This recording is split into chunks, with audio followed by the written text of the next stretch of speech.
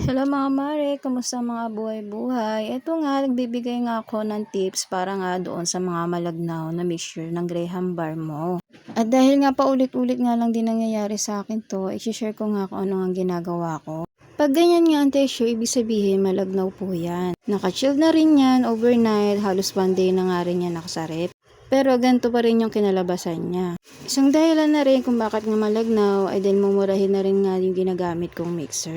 15 minutes ko nga lang siya nilagay sa freezer at ganito na nga naging kalabasan niya. At pag ganyan nga ang texture niya ay pwede nyo na nga pong i-mix ng 1 to 3 minutes. Isa na rin dahilan kung bakit isang creme densada at isang angel purpose cream ang aking ginagamit dahil nga hindi ko maiwasan na lumagnaw nga yung mixture.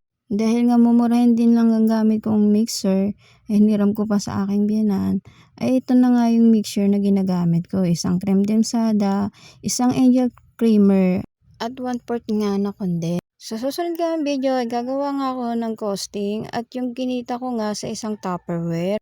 Mabalik nga tayo dito sa mixture ulit. Ito nga yung kaninang lumagnaw at inilagay ko sa freezer at ayan nga yung naging kalabasan niya. Kita nyo naman na talaga namang nag-double nga yung mixture niya. Nag-stick na nga ako sa isang creme densada, isang angel creamer at 1/4 nga na condense. Dahil para sa amin, mas malasa siya compared nga doon sa dalawang creme densada. Mas malasa kasi pag may creamer kang nilalagay. Pero hindi rin naman tayo pare-pares ng panlasa. Ito ay base nga lang din sa feedback ng customer ko at sa feedback din ng mga kumakain dito nga sa bahay. At ayun lang muna for today's video. Happy selling!